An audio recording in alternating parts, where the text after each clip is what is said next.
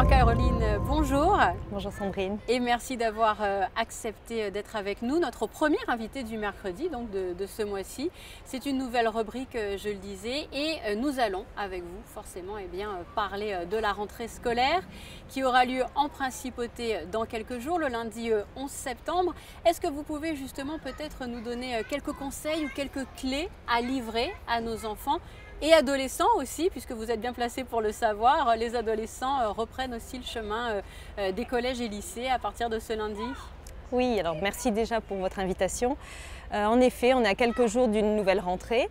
Alors la rentrée, moi j'ai envie surtout de souligner la notion de plaisir. Il faut que la rentrée scolaire soit un plaisir, même si elle convoque beaucoup d'émotions, et du côté des parents, et du côté des enfants, et du côté des adolescents. Il faut d'abord qu'elle soit marquée par le plaisir. Alors, de quel plaisir il s'agit? D'abord, le plaisir de découvrir, le plaisir de grandir, parce que finalement, qu'on soit en maternelle, qu'on débute en 3 ans, en primaire, et puis dans le secondaire, au collège et au lycée, la rentrée, ça signifie je grandis, je m'autonomise et donc je mûris. Et ça doit être un processus qui doit provoquer du plaisir. Alors, ce plaisir peut être mélangé à des inquiétudes, à de l'anxiété, et du côté de l'enfant, de l'adolescent, et du côté des parents.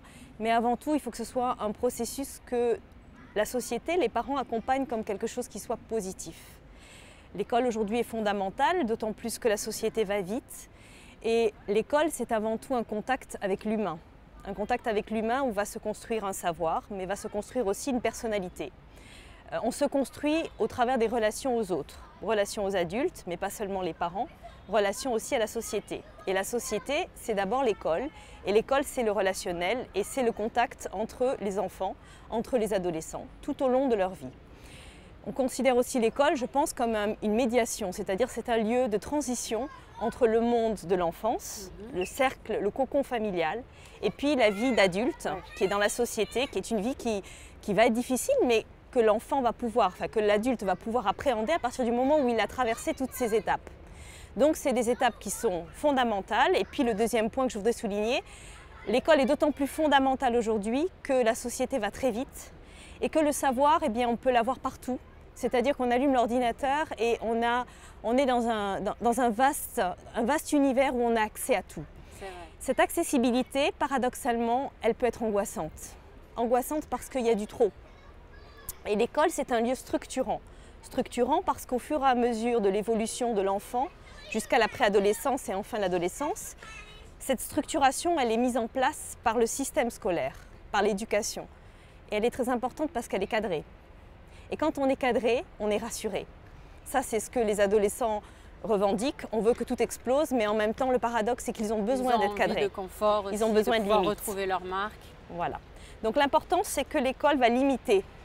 Limiter, cadrer, permettre à l'enfant aussi d'être confronté à des choses très importantes, la frustration, la privation, toutes ces notions qui sont fondamentales pour qu'il devienne un adulte mature et un adulte heureux. Et surtout un adulte sécure. Parce que quand on se construit grâce aux autres, quand on sort du système confortable dans lequel on a grandi, dans lequel on a été protégé, parce que c'est nécessaire jusqu'à 3 ans, et bien là, on s'aperçoit qu'on peut vivre sans les parents, qu'on peut fonctionner sans eux. Et ça, c'est un plaisir. Ça doit rester une force, un plaisir que le parent doit valoriser. Le parent doit dire, tu dois être fier de toi d'aller à l'école. Le parent doit accompagner l'enfant en étant fier de lui parce qu'il arrive à se séparer. Ça n'exclut pas qu'on a des émotions. Il ne faut pas culpabiliser les parents en disant, il ne faut pas pleurer à la rentrée. Vous avez le droit de pleurer. Les mamans, les papas ont le droit de pleurer, ils ont le droit d'exprimer leurs émotions. Mais vous me rassurez là, vous savez. Parce que c'est émouvant de voir son enfant grandir. Mais parce qu'il grandit et parce qu'on le laisse grandir, on le laisse vivre. On le laisse se séparer, on le laisse s'individualiser, on le laisse se différencier. Et l'école va lui apprendre qu'il y en a d'autres que lui. Il va lui apprendre la différence, il va lui apprendre l'acceptation des différences. On a la chance à Monaco d'avoir un nombre de nationalités très important. Oui, une centaine. On a des différences culturelles, mais on a aussi des différences de religion. Toutes ces différences-là, c'est aussi accepter qu'on n'est pas unique, qu'on n'a pas une seule manière de penser. Donc c'est une ouverture extraordinaire vers le monde. Cette ouverture-là, on ne peut pas l'avoir devant soi, devant son ordinateur, à chercher des connaissances et à faire des recherches. Certes, elles sont immenses et on a cette chance-là, mais elle est limitée et elle n'est pas humaine. Donc l'école, c'est un lieu humain. C'est un lieu où on va aussi s'humaniser. où on va vivre aussi des choses difficiles, mais on va pouvoir aussi dépasser. Vont nous servir. Voilà. Voilà, des choses difficiles qui vont nous servir. Qui vont nous aider. Et finalement donc axé sur cette notion de plaisir qui n'est pas automatiquement et tout le temps associée aux vacances. Parce que c'est vrai qu'on a tendance à dire à nos enfants « Ah super, c'est les vacances, 2 mois s'ouvrent devant toi Oui. ». Mais l'école, comme vous le disiez, peut être aussi réellement synonyme de plaisir. Oui, et moi j'ai envie de dire qu'on apprécie les vacances parce qu'il y a l'école. C'est vrai. Si on était tout le temps en vacances, on n'aurait aucun plaisir. Oui. C'est l'alternance entre l'effort et le réconfort, entre le travail et l'absence de travail, qui fait que la dimension que le plaisir peut prendre forme. Il n'y aurait pas de plaisir s'il n'y avait pas de souffrance, s'il n'y avait pas d'effort, s'il n'y avait pas une difficulté, une confrontation à la réalité. La réalité nous permet de pouvoir grandir, de pouvoir apprendre et surtout de construire, on va dire, des capacités internes pour apprendre après à fonctionner de manière de plus en plus autonome. Et c'est ça qui est important. Alors vous avez commencé à amorcer la deuxième question que j'allais vous poser en parlant des parents. Qu'est-ce qu'on pourrait dire aux parents à 3-4 jours de la rentrée? Alors les parents d'une manière générale, et j'en fais partie, on est constamment dans une position de culpabilité. Oui. On en fait trop, on n'en fait pas assez, on travaille trop, on ne travaille pas assez, on aime trop nos enfants, on ne les aime pas assez. Alors déjà de déculpabiliser les parents, ça serait important. De leur permettre, pour certains qui sont en difficulté, d'avoir accès à l'aide. D'accord. On a besoin aujourd'hui, parce que la société va très vite et les parents sont des fois dépassés par la rapidité, nos adolescents vont plus vite que nous. On sait que dans plein de domaines, ils vont être plus rapides, plus compétents, donc on perd l'emprise, si pour peu on avait une emprise sur eux, mais on perd ce sentiment de pouvoir peut-être les protéger. Ce n'est qu'à moitié vrai. Si on garde confiance dans ce qu'on peut leur transmettre, quels que soient nos âges, même s'ils n'ont pas connu les cabines téléphoniques, même si nous n'avons pas connu le portable, nous avons fonctionné dans des mondes différents, c'est pas pour autant qu'on en perd nos capacités à être de bons parents. Et capacité à être de bons parents, c'est transmettre des valeurs, c'est être à l'écoute de nos enfants, c'est demander de l'aide quand on se sent nous-mêmes dépassés. Ne pas hésiter en tout cas. Ne pas hésiter. On a la chance à Monaco d'avoir une qualité de prise en charge qui est merveilleuse. Dans chaque établissement scolaire, vous avez une infirmière à temps plein, vous avez une assistante sociale, vous avez une psychologue, vous avez des conseillers d'orientation dans le secondaire. On est aidé pour pouvoir justement se résoudre et grandir et s'autonomiser. Ce n'est pas des lieux où on régresse, c'est des lieux où on progresse. Donc cette démarche, c'est une démarche qu'il faut vraiment valoriser comme étant une démarche saine. Quand on demande de l'aide, c'est qu'on se remet en question et c'est qu'on est prêt à s'améliorer. Donc ça, c'est très important de le souligner. Et les parents, d'essayer de les culpabiliser le moins. Les parents parfaits n'existent pas. Winnicott était le premier à évoquer qu'une maman doit être une maman suffisamment bonne, c'est-à-dire qu'elle n'est ni parfaite ni nulle, elle est entre deux, elle fait ce qu'elle peut. Et ce qui est important, c'est qu'elle assume ce qu'elle est et que de temps en temps, elle tente de s'améliorer si elle fait mal, mais surtout qu'elle ne se mette pas une pression permanente d'être dans le sentiment de mal faire. Parce qu'il faut rassurer un enfant en étant soi-même bien. Si les parents amènent l'enfant à la rentrée, même avec de l'émotion, mais en lui disant qu'il est content, qu'il est fier, que lui ou elle, après, va faire quelque chose qui lui fait plaisir, tout ce climat fait que chacun trouve sa place.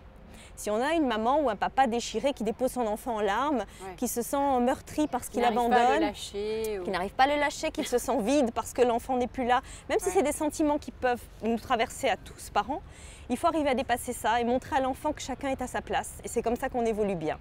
Et c'est comme ça qu'on a le plaisir de se retrouver le soir et du coup de se transmettre, de se raconter tout ce qu'on a. Voilà, de parler de cette journée qui vient d'avoir lieu. Voilà. Et de pouvoir partager ces moments-là. J'ai entendu, je voulais vous en parler il y a quelques jours. Alors je crois que c'était dans l'émission Les Maternelles, qui est justement une émission consacrée aux enfants et aux mamans donc, sur France 5. Alors je crois que c'était une éducatrice mais franco-américaine qui a les deux nationalités et qui disait moi quelque chose qui me frappe souvent en Europe, c'est qu'on dit, ou en tout cas dans plusieurs pays, aux enfants quand on les amène à l'école, travaille bien. Elle disait moi j'ai toujours dit à mon fils quand je le déposais à l'école le matin, amuse-toi bien. Et ça ne l'a pas empêché de faire Harvard. Donc ça m'a un petit peu frappé. Effectivement, ça rejoint un peu ce que vous disiez, c'est-à-dire qu'il faut que le parent se sente aussi peut-être détendu pour créer un bon climat autour de l'enfant. Qu'il valorise l'enfant dans ce qu'il sait faire et non pas dans ce qu'il ne sait pas faire.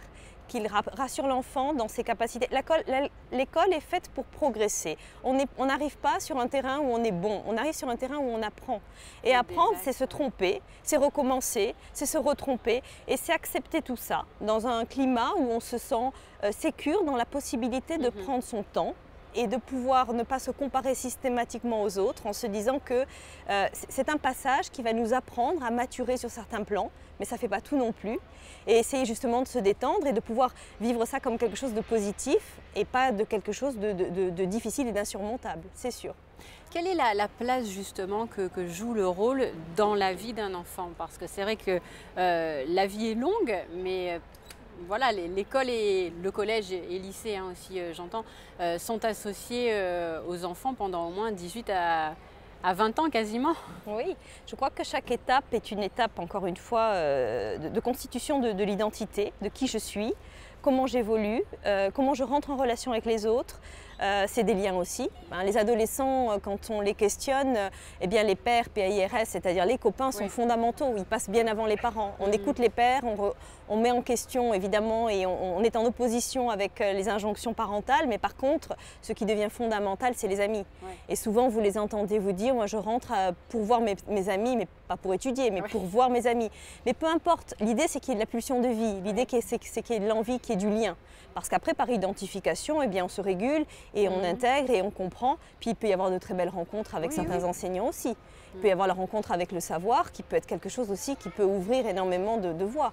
On apprend à se connaître à travers l'école. On apprend aussi à connaître ses forces et ses fragilités. Mais on en a tous. L'idée, c'est pas de faire des héros, c'est pas de faire des élèves avec bac mention très bien, c'est juste d'arriver à ce que chacun puisse se sentir à l'aise dans un domaine où il a l'impression, il se valorise, il a l'impression de pouvoir avoir des assises sur lesquelles il va pouvoir compter pour la suite. Alors ce que moi je trouve par contre un petit peu préoccupant aujourd'hui, c'est que beaucoup d'enfants ont peur de grandir. Parce qu'on est dans une société qui peut être un petit peu préoccupante parfois. Alors le rôle aussi que j'ai envie de transmettre aux parents, c'est d'essayer d'être le plus rassurant possible. C'est-à-dire que certes, on a peut-être des informations qui sont des fois inquiétantes sur l'avenir. Il ne faut jamais oublier que chaque enfant doit se construire dans l'espoir et dans le rêve. Il faut avoir des parents qui espèrent et qui rêvent. Et qui se disent que pour leurs enfants, même si c'est difficile, ils y arriveront et ils auront les moyens parce qu'on leur aura donné beaucoup de choses, beaucoup d'amour, beaucoup de confiance, puis des constructions différentes, on les aura valorisés sur ce qu'ils savent faire et personne ne sait tout faire.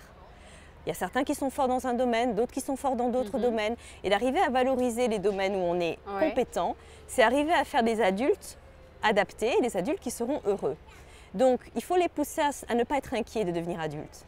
Parce que je crois que c'est un petit peu ça qui, en ce moment, ressort dans oui, c'est vrai que même le contexte international est, j'allais dire, de plus en plus anxiogène. Il y avait, le XXe siècle a été marqué, on le sait, par de nombreux drames. Mais le début de ce siècle que nous vivons a été d'ores et déjà marqué par les attentats, par des événements très malheureux, qui sont, entre guillemets, aussi à la portée, vous le disiez, des enfants et des adolescents. Parce que maintenant, avec les nouvelles technologies et les chaînes d'infos en continu, un enfant de 6-7 ans a déjà notion de ce qui peut se passer en Syrie ou même ailleurs. C'est vrai qu'il y a une forme de banalisation de la violence aujourd'hui.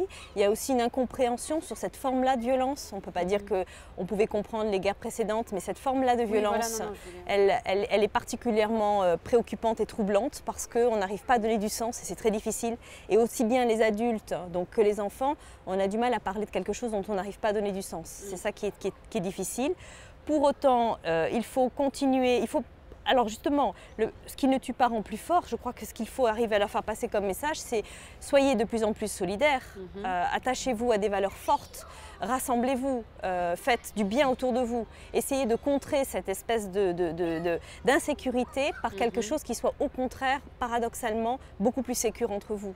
Serrons-nous les coudes, soyons solidaires, réunissons-nous, créons du lien pour qu'on puisse justement se sentir appartenant à un monde qui est moins violent et qui est moins cruel que ce qu'il veut nous faire entendre. Bah écoutez, ce sont de jolis termes, termes d'espoir et d'esprit positif qui vont donc clore cet entretien.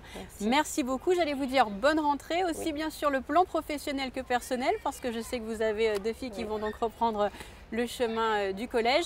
Et on va se quitter avec un rendez-vous très intéressant, puisque le lundi 11 septembre, eh bien, nous voulons tous savoir s'il fera soleil ou s'il va pleuvoir. Donc je vous laisse avec Patricia Navarro qui va tout nous dire sur les prévisions météo des jours à venir. Merci encore Caroline. Merci Sandrine.